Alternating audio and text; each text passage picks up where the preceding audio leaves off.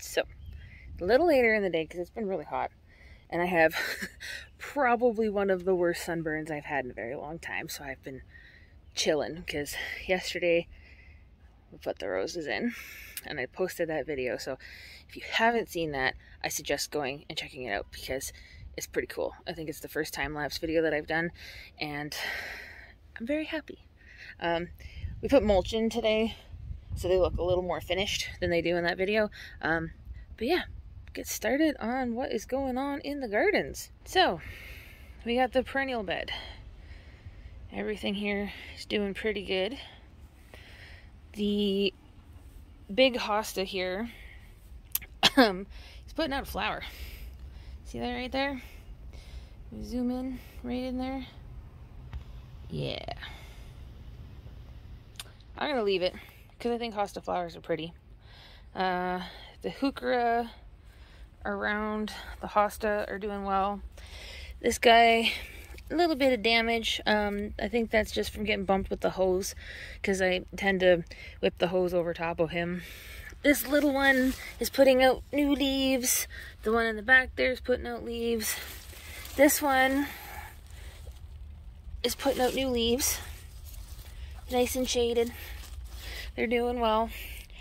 The tulips, they're starting to die off.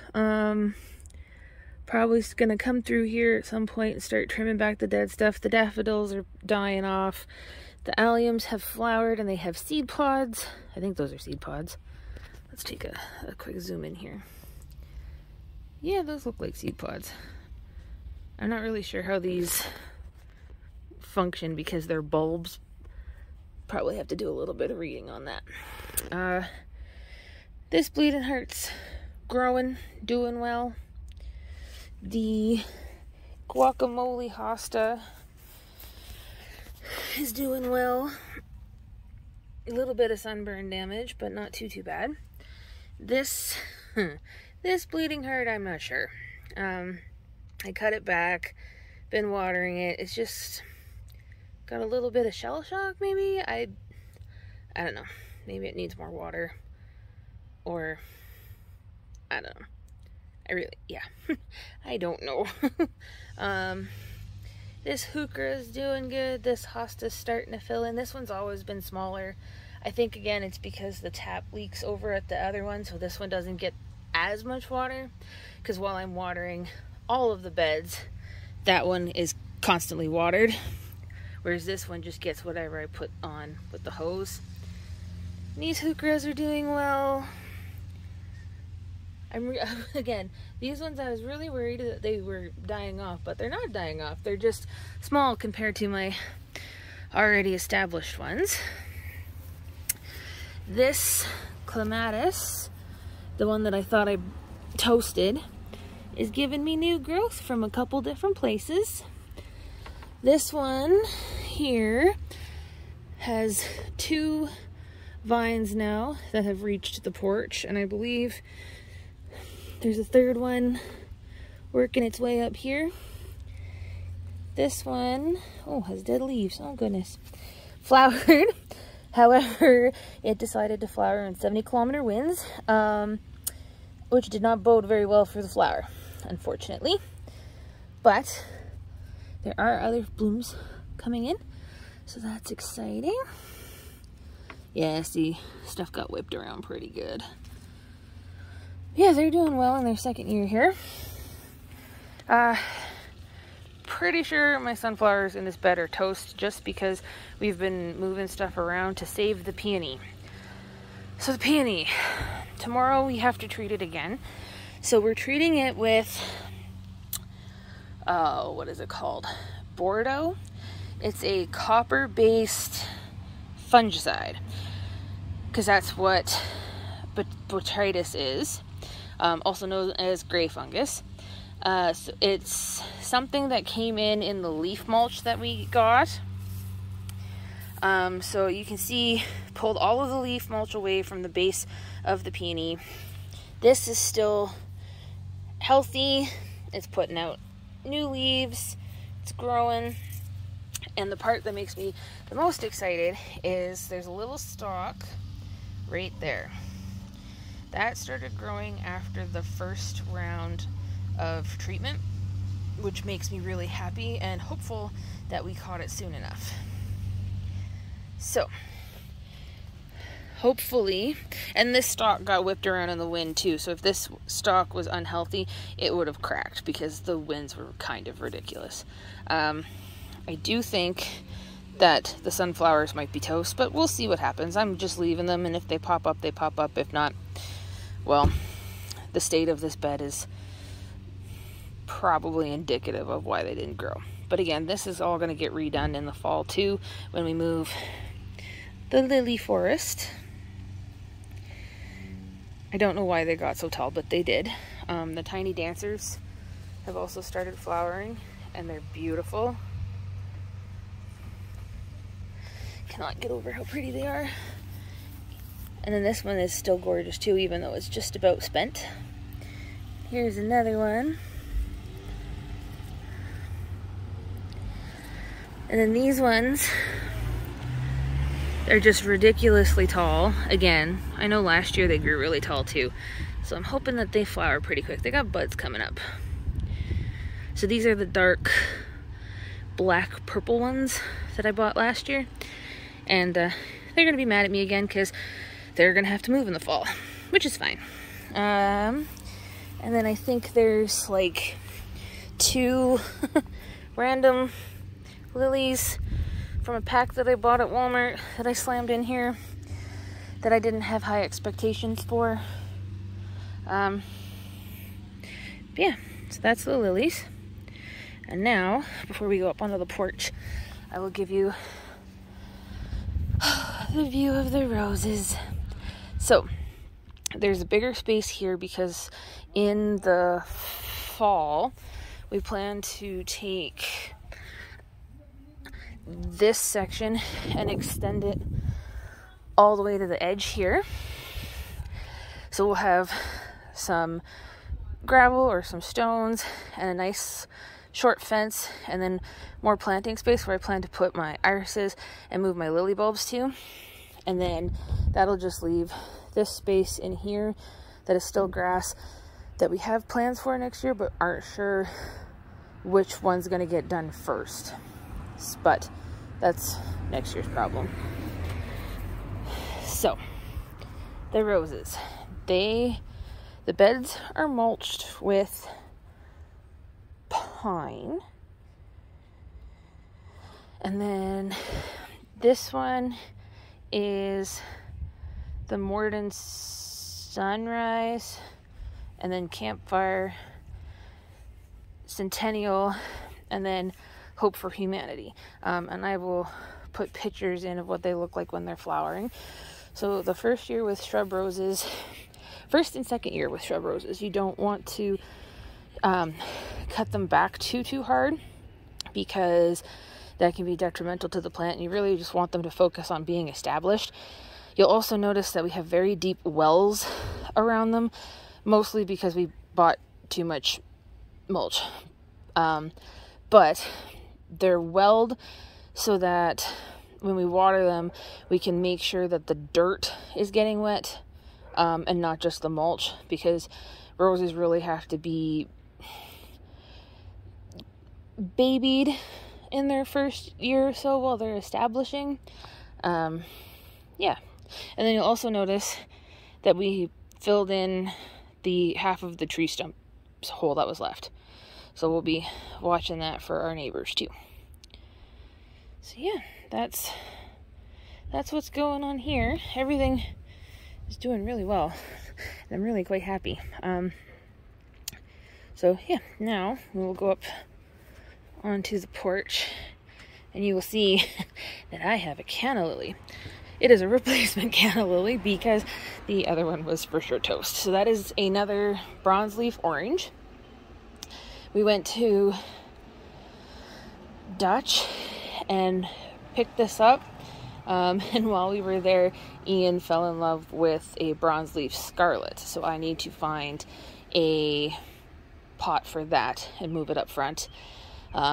Probably, you know, right around the time that I get around to deadheading my dahlias and potting them up and bringing them out here, because I get distracted and a slack. Oh well. So in the lily corner of the porch here, we've got whichever one this is. It's either the Angel Martin or the Dark Knight. I think it's the Dark Knight because it's the dark colors. This one's doing really well. Again, we got some wind, so the leaves are a little beat up, but we're doing pretty good. The soil looks dry, but it is not good. I have to come out and give everything a good drink tonight anyways because it's been so warm and muggy. We've got callas coming up that are doing really well. I'm excited to see them bloom. The yellow canna's putting out more blooms. This pot, which I was starting to wonder if it was dead or not, has given life. There's 2 stalks out of this rhizome. There's a stalk coming out of this one. And there's one more in this area, but I'm not 100% sure if this one's going to grow because it was kind of squishy.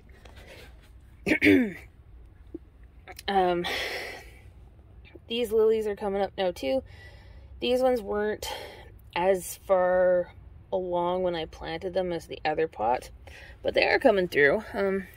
This one has decided to maybe put out a flower already, even though it's a little short, but those will be really pretty. They believe there's pink ones and dark black ones. I think they're called Black Forest. I think. I have the tag somewhere. I'm sure I'll find it and remember. Maybe. I say that, but y'all should know by now. Yeah, so this is the lily corner. Probably gonna scoot this pot and put the other canna that's in the backyard in a pot in this spot, so that I just have a wall of canna lilies that are going to be stunning. I can't wait. So now we will head out to the back. Oh, forgot my shoes. Okay, so we're not talking about the dahlias right now because those need maintenance. So hot mess express right there. They're still growing. I just need to cut the dead heads off. Got nothing in these potted yet. I know Sherwood Greenhouse has their annuals on sale, so I might be taking a peek at what they've got there. The bee bed has cosmos and zinnias starting to come up. That's exciting. And thistles that need to get dealt with. They'll get dealt with. I'm not worried. So then we've got pepper and tomato alley here. So the Agiricos are starting to put out blooms, which is very exciting. Oh, helps if I get it in the camera. So they're doing well. The striped peppers are starting to put out flowers. Some of them are unhappy. That's all right. But yeah, starting to put out flowers. Just gonna skip those dahlias. The tomatoes are doing well. There's dog hair. Not all of the peppers survived. It's still damp. It just didn't do very well. So I'll probably cut that back and see if it'll grow. More peppers and basils and marigolds. Everything's doing what it should be right now, which is exciting. We got beans, lots of beans, full of beans. I'm actually really excited about the beans because last year they didn't grow. So the fact that I've got this many beans up right now makes me super happy. I planted green beans, yellow beans, red beans, dragon tongues, and tongues of fire. And I won't know what plant is which until they start to bloom, because I threw caution to the wind and just planted them. I think I was messaging some friends and my sisters and was telling them that I was playing bean roulette, pretty much. I put them in a container and just planted them however I picked them up. Not a whole lot happening with the zucchini yet. I've got one plant that is up, Oh, wrong way, I'm sorry. 1 plant so far. That is up. See what happens with the warmer weather that's coming. If any of the other ones will pop up. If not, I believe it's still early enough that I could put more in if I wanted to. I also have no cucumbers up either, and they're the same family, so I'm thinking that it might just not be quite right for them yet. In the covered house here, I'm pretty sure everything I planted had at least one come up. So they're doing really well. I'm excited to see how they go. And then I have I have all of my herbs there because I put them in a puddle to get them watered, and then I didn't pull them out because I was focused on the front. So tomorrow after work, the goal is to get those into 6-inch pots and then into the baskets. The baskets held up really well to the weather that we've been having lately, so I'm excited about that.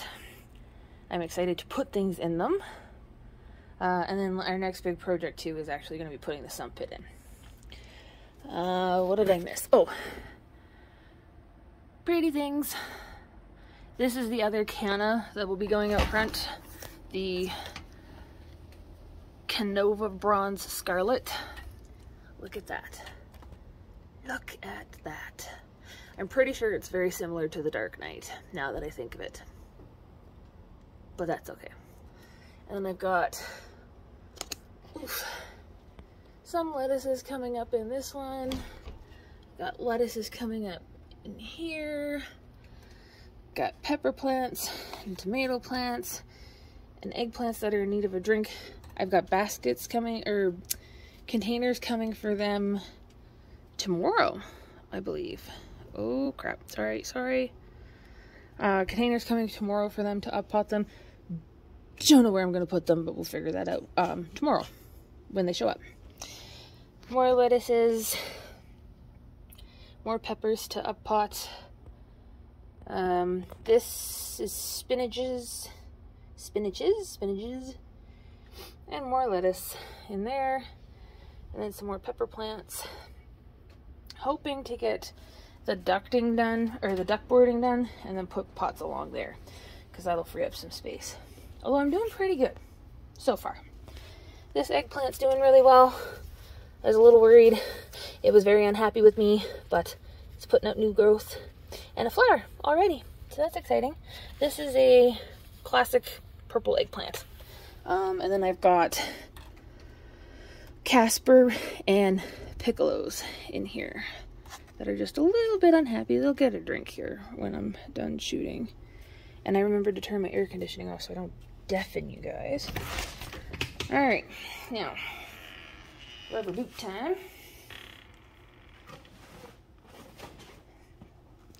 Isn't that just a pretty view? Tiny little garden in Regina, Saskatchewan. Just so pretty. Sweet peas are coming in. Look at that. I believe all 4 baskets have sprouts in them. The mint is doing fantastic. I commend myself for putting mint on this wall because, like I said, mint can be dramatic, and it reminds me to water it so that my herb wall doesn't fry. Speaking of herbs, I don't want to step on all of them, so I'll make sure to get around them. Oh, that hurt my sunburn. So there's the ginger mint doing really well. I made the joke that I think it would be really funny if the mint managed to reseed itself and fall down here and just make this all mint. I'd be alright with that. It would take out the clover, probably help with the water. Alright, then we've got the spearmint. Is that what this one is? Yes. Spearmint is doing well. Nice runners on them. The apple mint is growing nice and tall. I think there's only the 2 stalks in there. Oh no, it's got little babies coming in. Look at that. That's exciting. So then, this bed, we got thistles, we've got okra, we've got corn. Oh, a lot of corn. That's exciting. No cucumbers yet, I don't think. Oh, that could probably use a drink. Yep. So that's what I'll do after this. We've got onions growing greens. We've got peas climbing the chain link, battling the thistles. Look at that. Look at that. That's exciting. I'm going to have to come through here and pull weeds. We've got beets doing their beety things. I hope they bulb. I've had a hard time getting my root vegetables to bulb, because they kind of do this bolting thing, which is frustrating. More peas.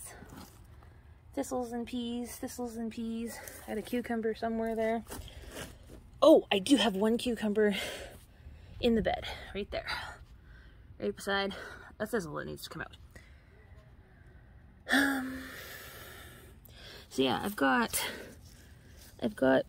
radish coming up, but I don't have bulbs yet. They're not bulbing out for me.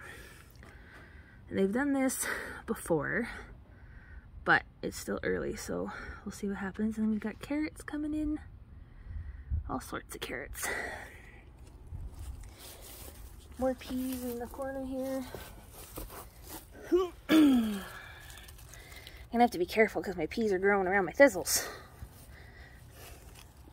Yeah. And then potatoes are growing. They're doing really well. And then the wildness that is under the air conditioning, because the focus this weekend was the front yard, not the backyard. So during the week, I will be picking away at the backyard here. And I guess while we're here, I can turn on the soaker hoses. Shouldn't be too loud.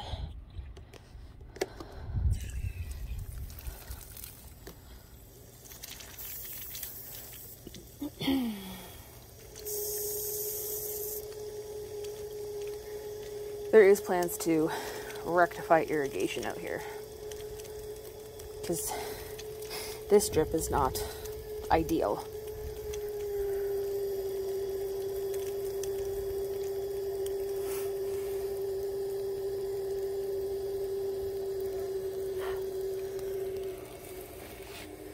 Should be both hoses going now.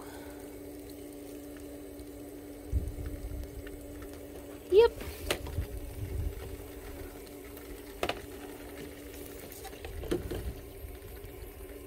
There we go. And then baskets are doing really well. They're flowering. I definitely think putting flowers in these baskets was the better idea instead of trying to grow crop. The nasturtiums are coming in too, which is very exciting. I hope that I get nasturtium flowers this year, because I've been pretty awful with getting my nasturtiums to flower. Yeah. Oh, I forgot the best part. Okay. Can I see it from here? Yes, I can. Okay, so the bee house is out. So we got some more bees from Backyard Pollinators, and I can put a link to their website. If you're in Saskatchewan and you want to have pollinating bees that don't require a hive, I 110% recommend Backyard Pollinators. They're leafcutter bees, so they're independent. Last year we had a couple that stuck around and made homes in the hut, so we kept them in our fridge. Yeah, cannot recommend them enough. Yeah. So that's... So, I realized I did a bunch of talking, and I had bumped a button and stopped recording. So, what I was saying was with backyard pollinators, they're leafcutter bees, so they do not require a hive. They don't make honey, but they're fantastic pollinators. Last year, before I had to rip my squash out, I got a couple of them pollinated by the bees. Usually you have to hand pollinate squash plants, especially when you're living in the city and there's not a whole lot of bugs to do your pollinating. And they adored the leaves on my pepper plants. They cut a bunch of them out and it was really cute. I believe I posted that in some of the videos that I posted last year. But yeah, I also went around and watered everything. So take a look at that. Everything's all nice and watered now.